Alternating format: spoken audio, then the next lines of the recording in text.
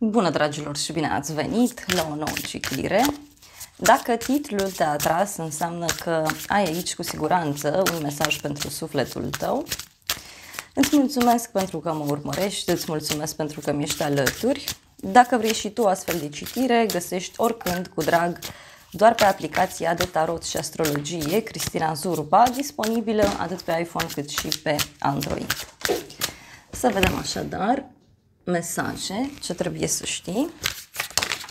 Vă reamintesc să fiți atenți la conturile false de pe Facebook care sunt făcute cu numele meu și care vă cer bani și care vă dau cerere de prietenie, like-uri, comentarii și așa mai departe și vă invită să le contactați.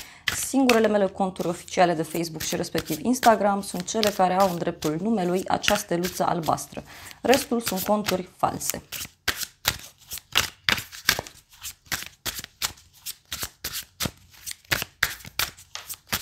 Hai să vedem ce trebuie să știți. Ok. La baza pachetului avem 4 de monede, roata destinului, împăratul. Ei, aici, uite, văd o energie masculină foarte hotărâtă. Pentru unii văd și o legătură cu următoarele zodii. Berbec, Taur, Leu, Scorpion, Vărsător. Dar este clar aici o persoană foarte hotărâtă. Este o persoană mai posesivă, poate chiar concentrată pe planul material, cineva care își dorește tot controlul asupra unei situații. Da? Însă e clar aici că văd pe cineva care a stat, a studiat problema și acum e hotărât să ia o decizie. Asul de spade avem aici, deci poate să fie o decizie pe care ai luat-o deja din punct de vedere personal, sau pentru unii poate să însemne și un adevăr pe care l-ați aflat. E ca și cum ridici sabia, da? Deci nu mai accepti multe lucruri. Vrei victorie, vrei adevăr. Sunt noi idei pe care vrei tu să le pui în practică, dar uite, avem asul de spade și împărăteasa. O legătură cu zodia Taur, zodia Balanță. Aici văd că ai luat o hotărâre pentru sufletul tău, pentru confortul tău, pentru starea ta de bine, pentru siguranța ta și este o decizie bună, înțeleaptă. Mai văd și o legătură cu o femeie care are un rol foarte important în viața ta. Poate să fie cineva din familia ta, poate să fie o prietenă, o vecină, dar în general simt eu că este vorba despre o hotărâre pentru sufletul tău. Hai să vedem asul de spade ce spune.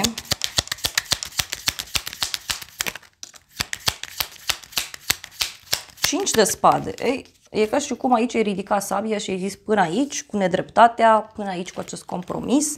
Luna, da, o legătură cu zodia Pești pentru unii, dar văd aici clar și foarte multă confuzie. Atenție! Deci o hotărâre în legătură cu o situație confuză, în legătură cu o situație nedreaptă, poate chiar și o discuție mai acidă pe care ai avut-o undeva la o vreme de seară. În unele cazuri parcă are legătură și cu niște vicii sau cu niște obiceiuri nesănătoase ale cuiva. Să vedem împărăteasa ce spune.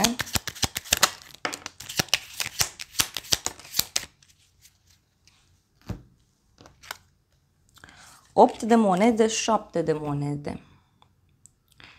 Uite, se pare că ești dispus aici să lucrezi pentru stabilitatea ta financiară, pentru încrederea în tine.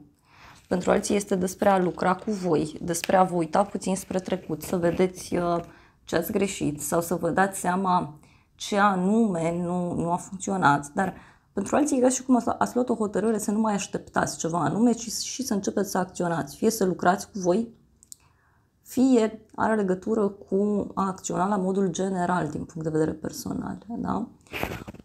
Poate vă hotărâți să faceți curățenie, să faceți ceva important pentru casă, pentru suflet. Cu toate că avem un 9 de spade, deci cu toate că e puțin stresant, da?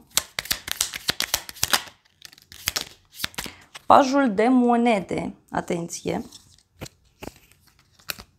6 de bâte și steaua. O legătură cu zodia Vărsător, văd aici.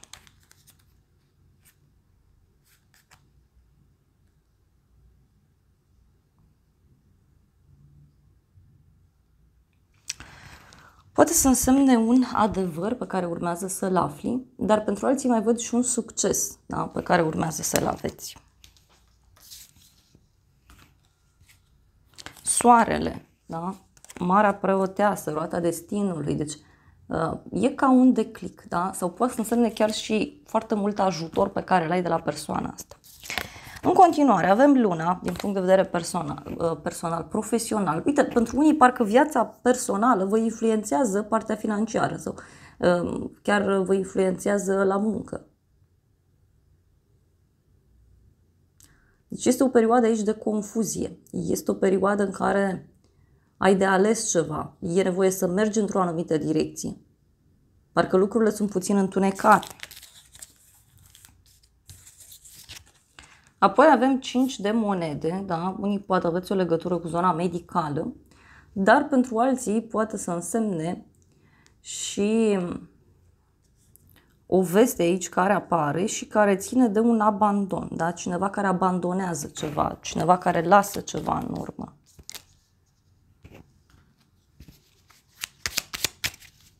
Hai să vedem luna.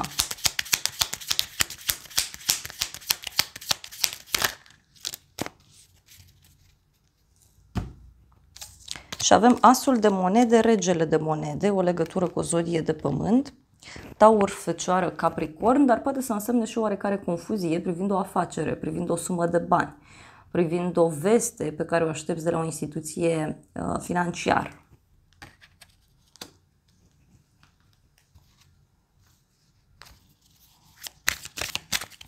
Hai să vedem în continuare 5 de monede.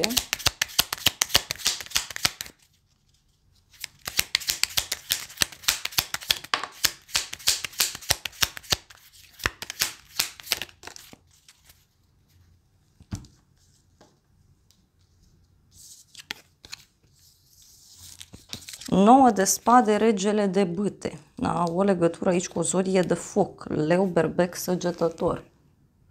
În curând văd aici o persoană stresată, agitată, fie în legătură cu ideea de afacere, de negociere, de vânzări, fie poate să fie vorba și despre o persoană care agită puțin spiritele și care te determină să dai la spate ceva, să dai uitării un anumit lucru.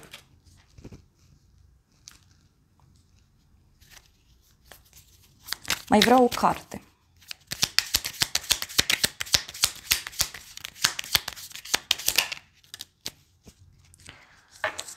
Șapte de bâte.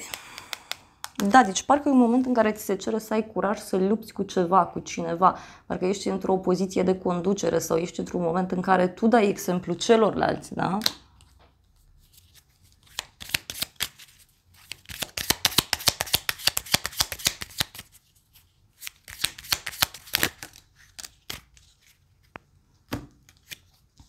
Și avem aici Marea Preoteasă, roata destinului. Deci niște secrete, da? Sau poate să însemne și un noroc legat de studii sau un noroc legat de niște informații pe care le afli.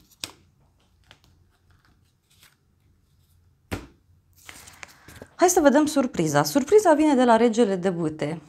Deci din nou o conexiune cu o zodie de foc, leu, berbec, săgetător. Faetonul, deci cineva care e pus aici pe război sau e pus pe acțiune, cineva care e pus pe fapte mari. Pentru unii mai văd și o legătură cu zodia rac, deci poate să fie și cineva care se mută des sau cineva care e mereu pe drumuri, cineva care își poartă casa în spate, parcă. Și mai avem o carte, 7 de bâte. Ei, aici surpriza are legătură cu cineva care acționează. Este o persoană foarte hotărâtă, da? Care vrea să facă dreptate, care vrea să zică lucrurilor pe nume.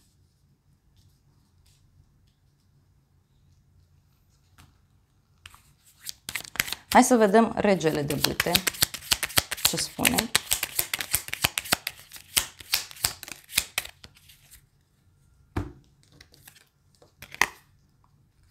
Avem 3 de monede, 6 de cupe.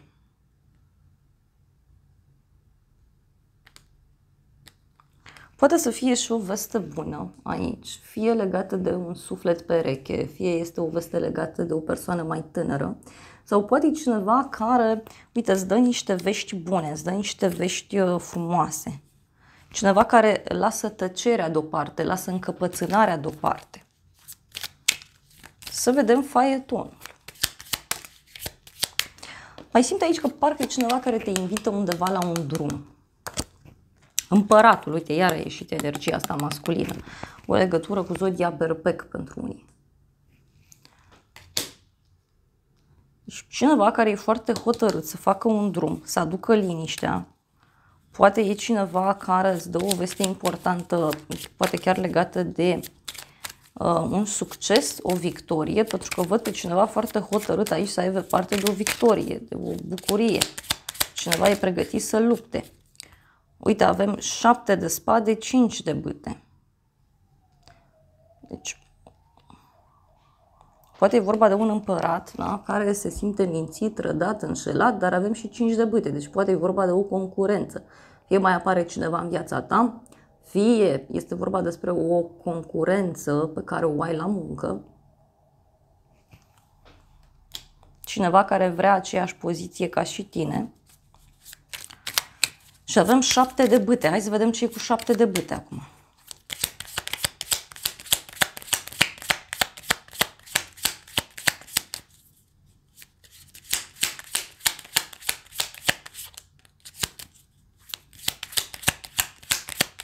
De bâte. 3 de cupe. 3 de cupe, asul de cupe. E surpriza are legătură cu omul ăsta care vrea aici să lupte cu toate forțele. Pentru bucuria sa, pentru inima sa, pentru liniștea sa.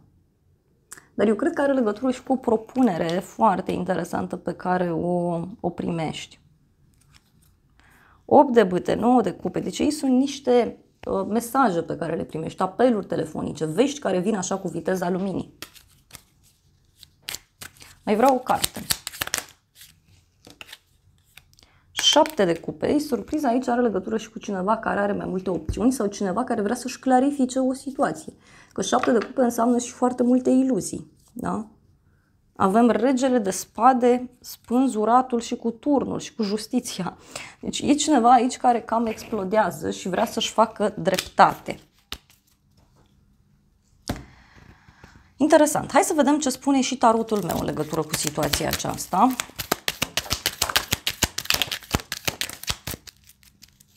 Și avem așa, casă străină, gelozie, veste bună și noroc.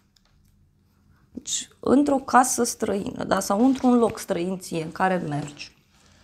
Văd aici o persoană geloasă care îți dă o veste bună și vestea asta e foarte norocoasă pentru tine.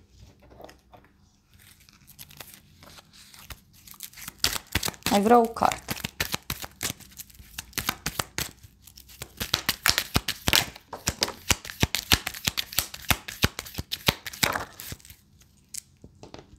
Și avem așa. Bani puțini și supărare, scrisoare și dragoste sinceră. Deci poate e vorba de un personaj supărat, cu niște probleme, fie legate de încredere, fie legate de bani. Și omul ăsta îți dă niște vești, da, din suflet sau vești care, uite, pot ține și de dragostea ta.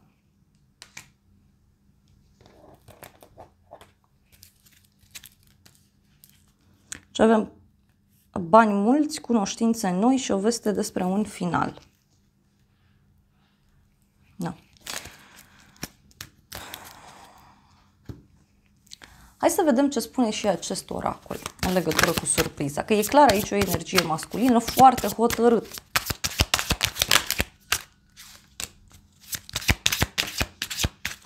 Avem. Eu simt că are legătură cu ceva din trecut care ține de muncă, da, și care revine în viața acestei persoane sau are legătură cu niște, cu un mod prin care persoana asta a vrut să mai acționeze și acum repet, da, sau poate a amânat ceva și acum reia. Pentru că avem așa, ceva din trecut, o veche iubire, o veche pasiune, un rege de gheață, un șef sau o persoană sigură pe ea, este o persoană poate cu uniformă sau o persoană mai dură și avem muncă, profesie.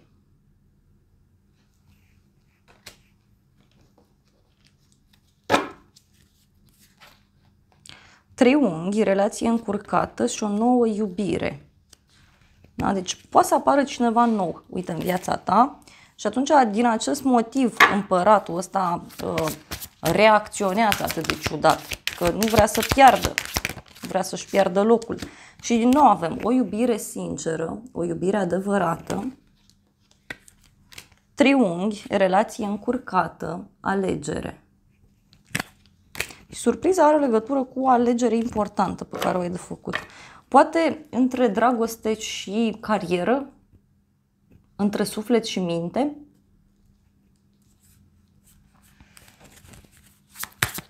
Mai vreau o carte.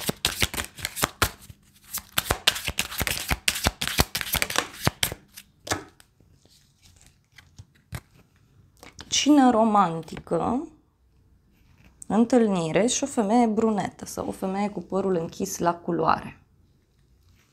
Deci în cadrul unei întâlniri, probabil vei afla asta.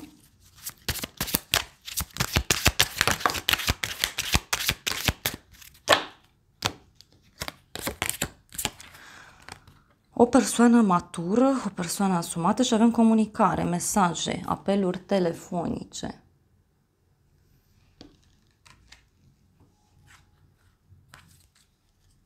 Cred că e o situație aici puțin încurcată pentru unii. Hai să vedem ce zice și oracolul meu în situația asta. Cineva care e pus la zid. Da? Poate să fie și cineva care are probleme cu o haină de stat, cu o instituție publică.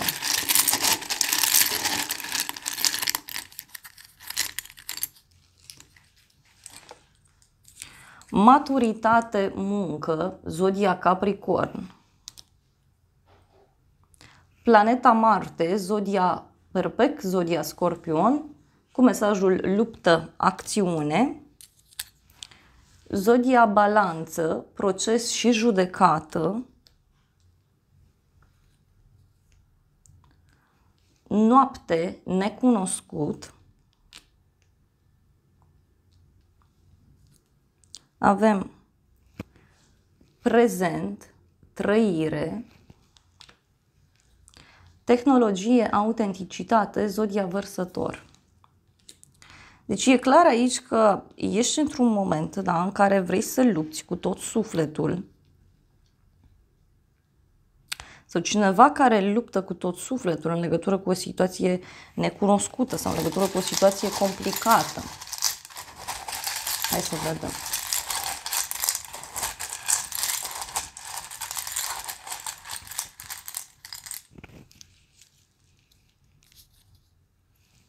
Avem libertate, spirit, luna iulie, cifra 7, zodia Rac, zodia Leu, o bucurie mare și avem cifra 8 cu mesajul putere, acțiune.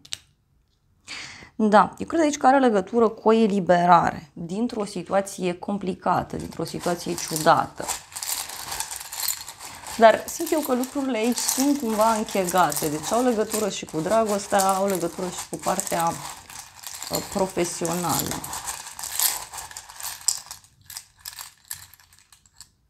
Multe mesaje, le voi lua pe toate în considerare. Mai avem aici culoarea mov cu mesajul frumos,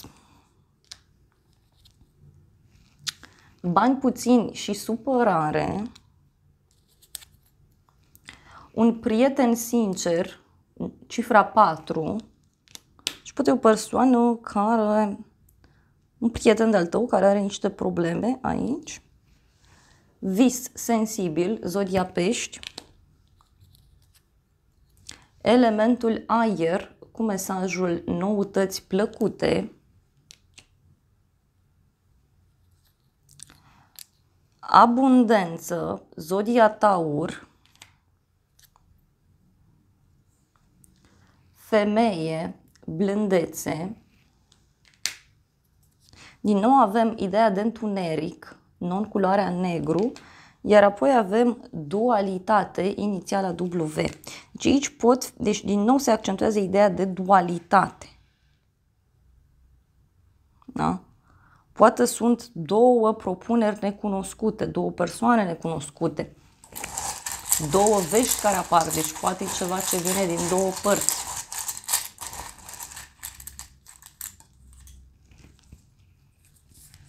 Și mai avem așa, ziua de duminică, dragoste sinceră, inițiala R cu mesajul roșcat, roșcată, elementul pământ, deci e vorba de siguranță, stabilitate, persoană plăcută, iar apoi avem trecut, cunoaștere de sine. Foarte frumos. Da, aici lucrurile, repet, eu simt că pot fi cumva mai profunde de atât, da? Deci sunt lucruri duale care, uite, țin de a te elibera, țin de abundența ta, țin și de o situație duală care se clarifică. Uite, îngerii zic să rămâi optimist pentru că ai oameni care îți pot fi de ajutor, da? Și de asemenea ți se spune să fii și puțin atent la acele semne pe care Universul ți le oferă și te atenționează că nu pe acolo e drumul sau că persoana aia nu-i bună. Dragilor, acestea au fost previziunile de această dată. Eu vă mulțumesc pentru prezență, vă îmbrățișez cu drag. Sper din suflet să vă fie de folos informațiile și să ne revedem cu bine și data viitoare. Eu vă doresc să aveți parte de o zi sau de o seară cât mai frumoasă.